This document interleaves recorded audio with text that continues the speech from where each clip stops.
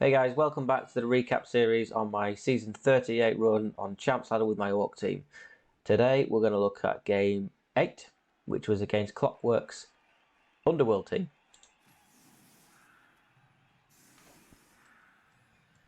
So we have our tackle Blitzer, who will serve as well in this match with a few goblins to target, and we've got guard on our 2 skilled pieces as well, so that's quite handy. With an injury to one of our players, we have a flat 11 today and are therefore fielding all 3 of our goblins. Our opponent has induced Glot, Smash Rip, and has a few skill ups with a couple of claw pieces that could do us some damage.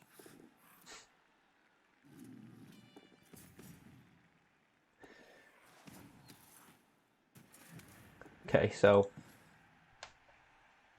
straight away here, sometimes you can kind of get an understanding about how the match might go with just watching how your opponent plays the first couple of turns. And our opponent has gone for an immediate throw teammate.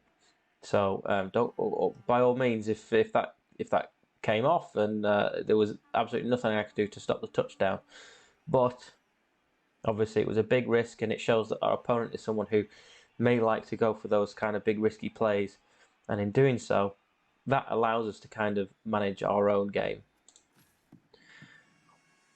What I'm hoping to see from myself in reaction to that is a very steady, very careful game, no great risks taken, and we kind of allow our opponent to make those risks if that's the kind of thing they like to do, because that should enable us to capitalize when things go wrong, as they have already.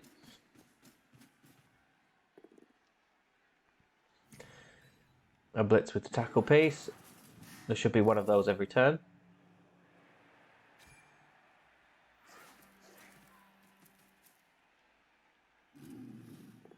Although, of course, a nice hit on a Skaven wouldn't be so bad either.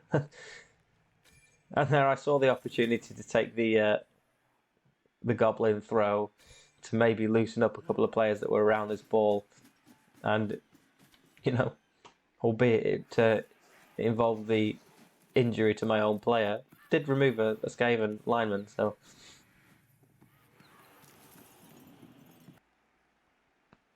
now here I'm not sure about this. I think I was getting a little bit giddy there after the goblin throw. There's no real need for me to re-roll this catch failure. It was very unlikely that I was going to catch it the second time. I understand what I was doing. I was trying to just basically sew up the position immediately, pick up the ball here and dodge back out.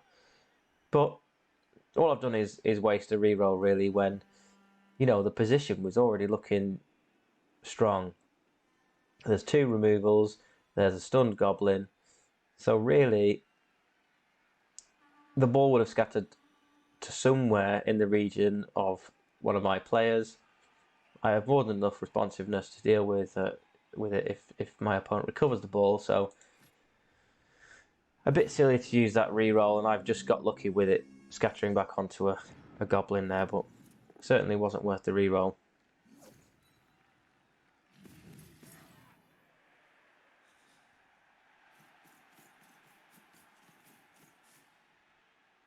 Still, with the troll lacking block, he might have 3 dice on my goblin, but he needs to power one of them, straight power. Didn't get it.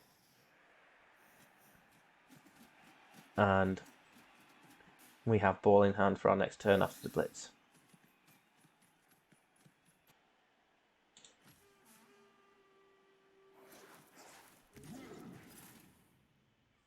And tackle is doing a passive job as well.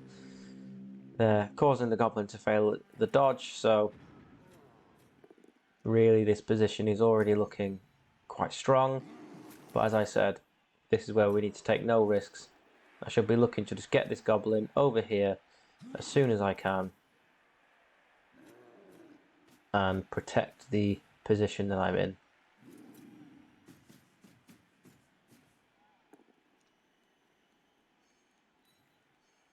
that's good. Blitzing out the troll means this goblin also doesn't have to dodge.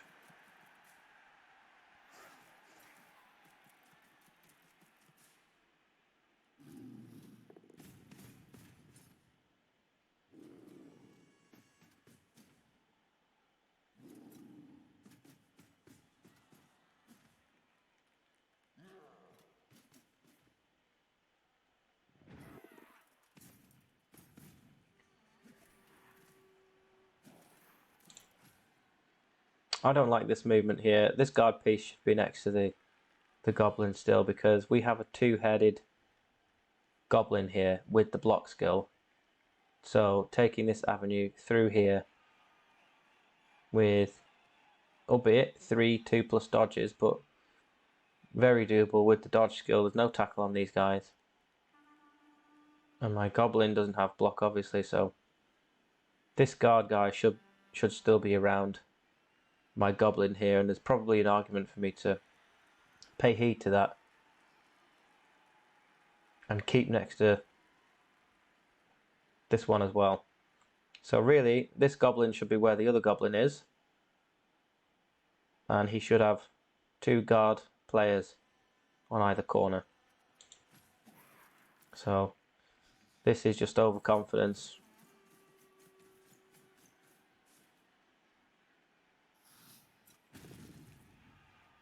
And this is what I'm saying. So we've got a game here where I've retrieved the ball on my opponent's drive within 2 turns, but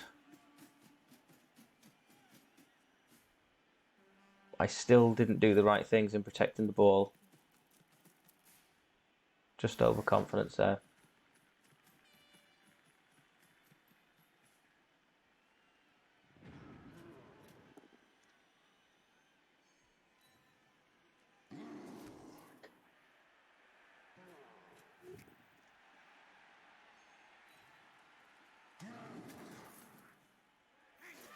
I might be looking to blitz the troll again.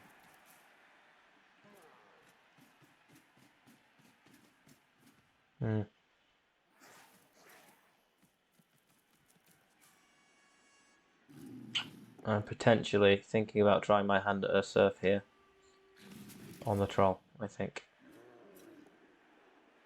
I am. I have to accept the POW. This is okay, you know. I could have been a bit more aggressive. Maybe looked to hope for a high score line, but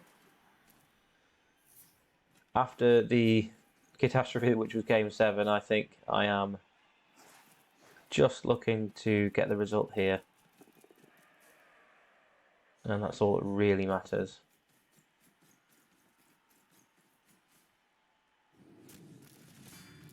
Oof. That's unlucky. Opponent is out of rerolls, and a go for it on the blitz there has led to a KO.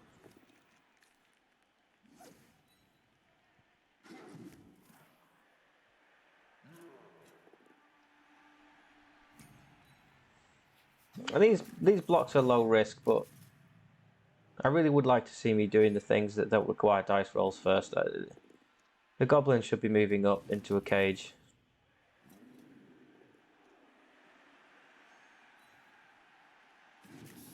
This is all well and good, but we've still got this guy, the 2-headed block goblin.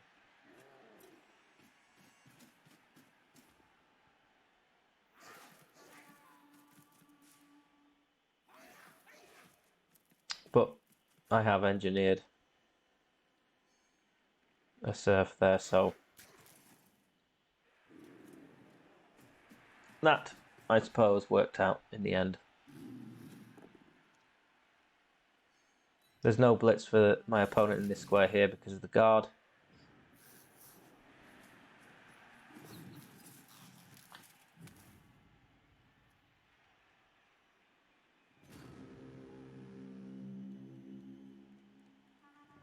So this is obviously looking a very sure thing, this touchdown.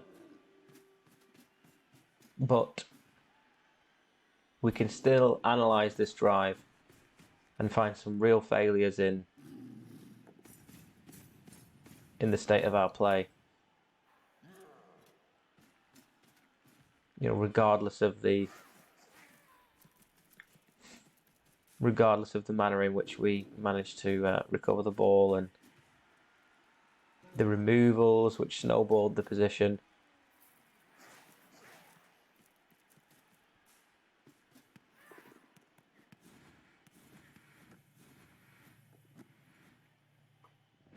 So here I am looking to level a blitzer. As we've seen already,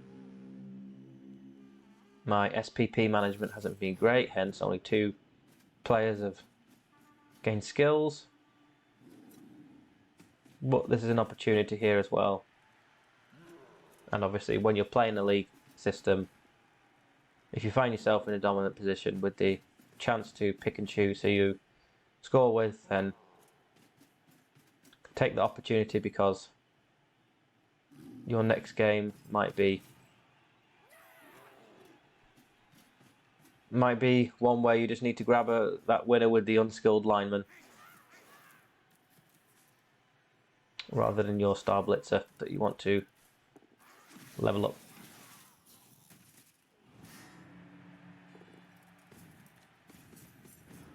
That's a KO on Glart. That was a big foul. Is that a perfect foul? It was indeed.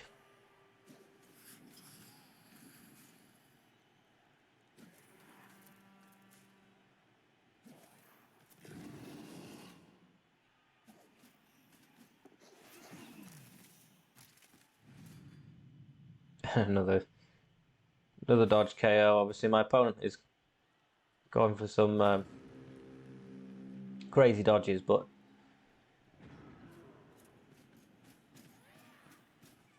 again, just to sort of bang the point on the head,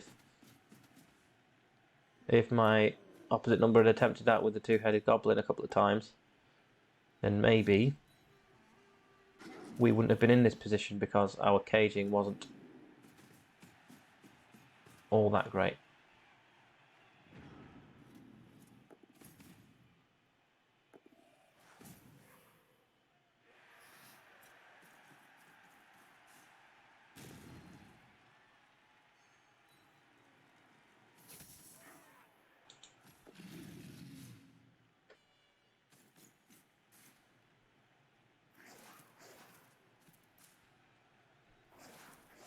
Obviously the score is wrapped up. I don't bother with another blitz with no rerolls. You never know when you're going to roll those skulls. So let's see how my opponent's knockout rolls go, because there are a fair few that need to come back. So, not too bad, all things considered. So let's see if we can... my opponent has a 0 reroll build. Do excuse me. It wasn't out of rerolls. Didn't have them in the first place.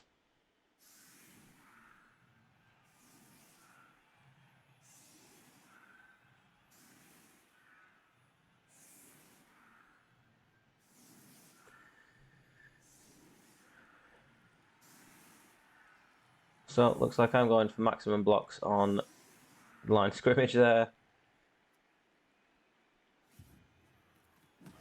My Black Orcs will be getting 3. Oof. Well, when you've had the kind of first half that my opponent's had, the last thing you want is to start the drive with how many? 1, 2, 3, 4, 5, 6, 7 players stunned to start the second half, including his troll and Glart Smash Rip.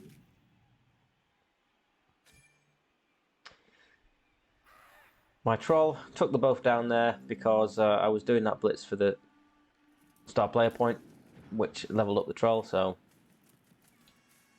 and given the circumstances, clearly I was able to take that risk. There was no one conscious on the opposition team to threaten the ball, so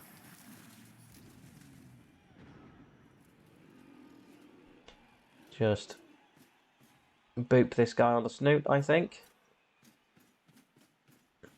and crack on with the ball, I think.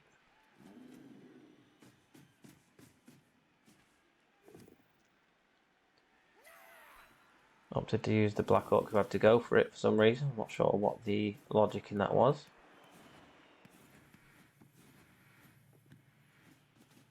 And that was just a luxury reroll in the circumstances. It's okay. It wasn't really necessary to reroll that again. There's nothing to threaten the spill, but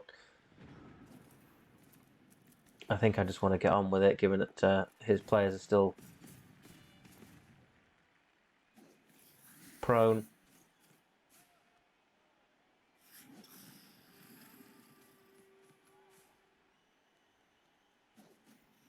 And this touchdown can go in at our leisure now, obviously. With the 1-0 lead, 2-0 is basically game over, so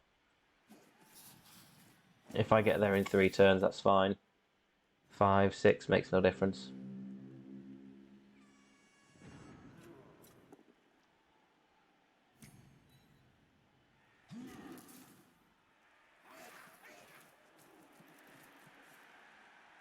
So we're going for Glart. This is a mistake. Again, we have to look at these situations objectively, and this is clearly, if you've watched the games that have come before this in the series. Now we've had a couple of concede wins, obviously, but this is clearly the first game where we've had an absolutely major advantage in the match, but we're still making mistakes, and that's probably just overconfidence. It's the sheer strength of the position that we find ourselves in. But when you talk about the sort of key aspects to being a good Blood Bowl coach, risk management is certainly one of them. And you look at all these players that I haven't moved, I haven't acted with yet, and the blitz is just steaming in here onto Glart. Those quad skulls can happen at any time. And if he was to quad skull now, who is protecting my ball carrier from this side? Absolutely no one. He's got 4 players that can react to that. And this goblin with its 2 heads is certainly within the scope of movement to come and recover the ball as well. So you have to sort of take a critical view and look at every action, no matter how strong your position is. And that was a poor one. See, it was the next best thing to a double skull as well. A skull and a both down. So, you know, we weren't that far away.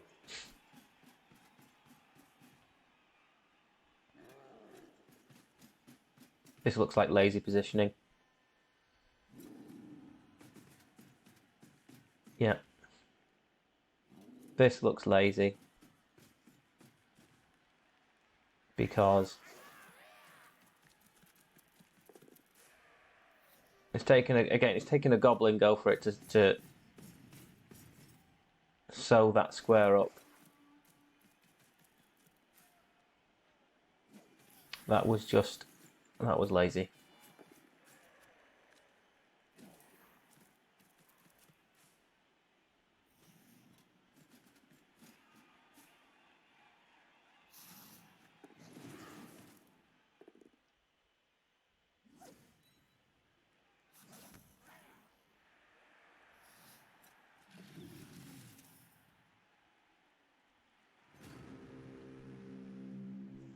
And unfortunate there that his Skaven failed to dodge, but could have gone with his goblin first, given that he has the dodge skill.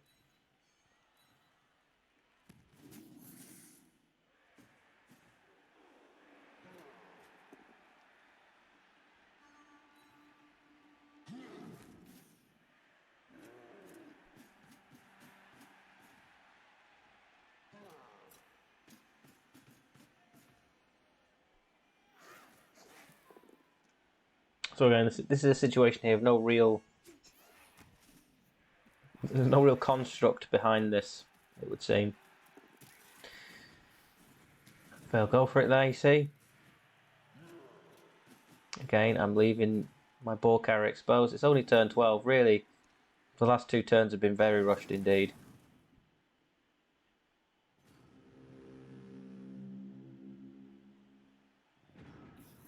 You know, when I said if I score in 3 turns, fine. That doesn't necessarily mean I have to go for it.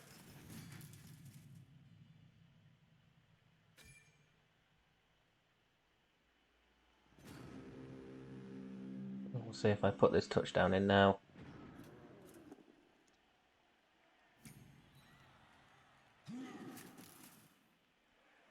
Just hit some stuff first, that's fine. We've got the reroll.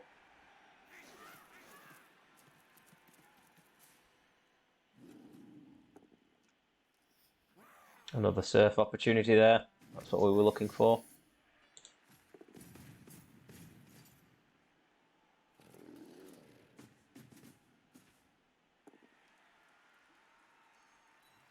That was obviously a miscalculation there. I brought the troll in, expecting a 3 dice block.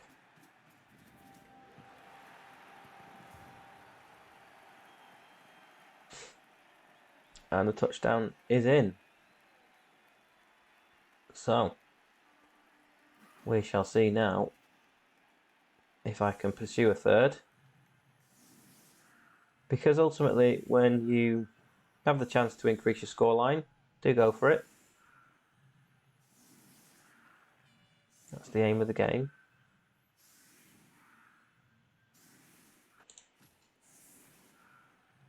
So let's see how I achieve that, if I achieve that.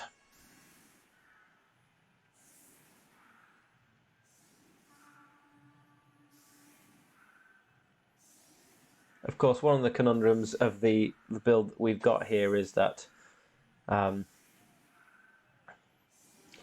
not always clear who to put on the line of scrimmage, and in this case we've just gone with the Black Hawk, which is what I usually do, in fairness. Goblins are, of course, expendable to an extent. When you're at low TV and you don't have much tackle, for example here my opponent has none, Goblins are actually very good players to have on the team, as I've mentioned previously in this series and in the short video I did before it, sort of going over this team. So throwing Goblins on the front line is just going to end up in disaster.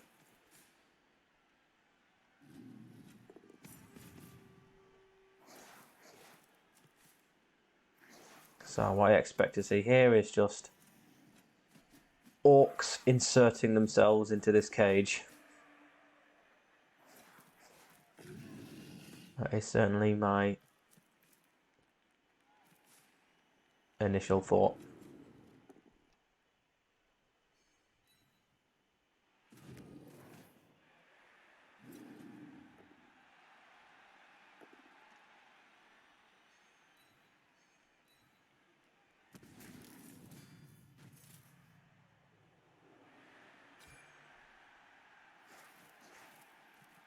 These guys can just mash in here, attack the ball carrier.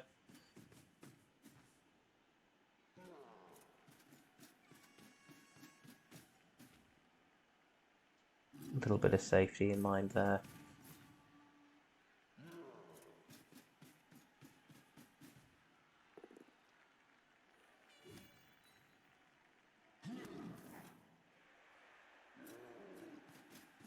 I think I should have been a 1 dice blitz on the ball carrier there. This lineman or this blitzer could have popped himself in this square, thus tagging where that goblin was, and we could have had a 1 dice blitz straight on the ball carrier.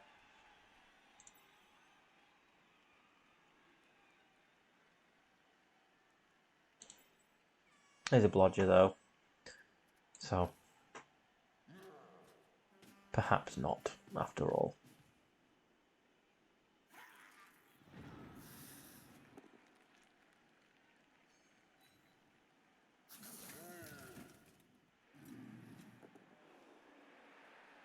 Smash Rip contains neither smash nor rip on this occasion.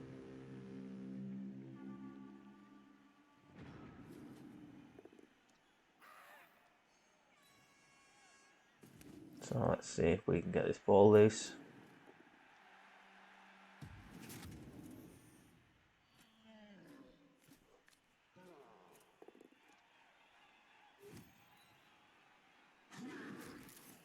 Yep, it still looks awkward. We're huffing and puffing for this third touchdown, but it doesn't look like it's going to materialise as with the ball on the lodger.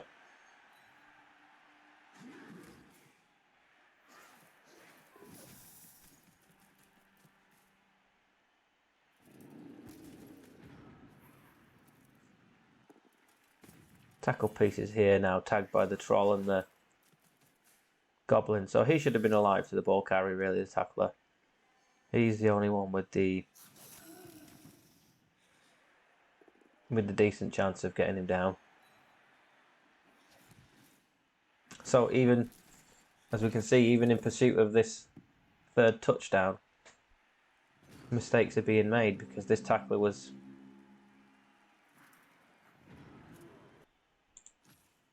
just so busy hitting this goblin.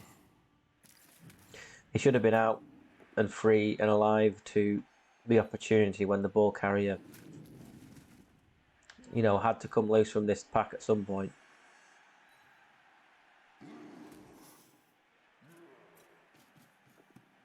And there we go. No third touchdown for us. But it was only dice that stopped that. The pick up and the handoff was all that stood between us and a third. So there we have it. Dominant 2-0 victory on this occasion, but as we saw, despite that dominance, there was still a lot of mistakes, a lot of holes in the play there for us to sort of shine a spotlight on, and that's the point of this series. So I hope that you managed to gain something from that one, because we really have to recognise the learning points even when we're in control of a match. So take care, guys, and we'll see you again for Game 9. Bye-bye.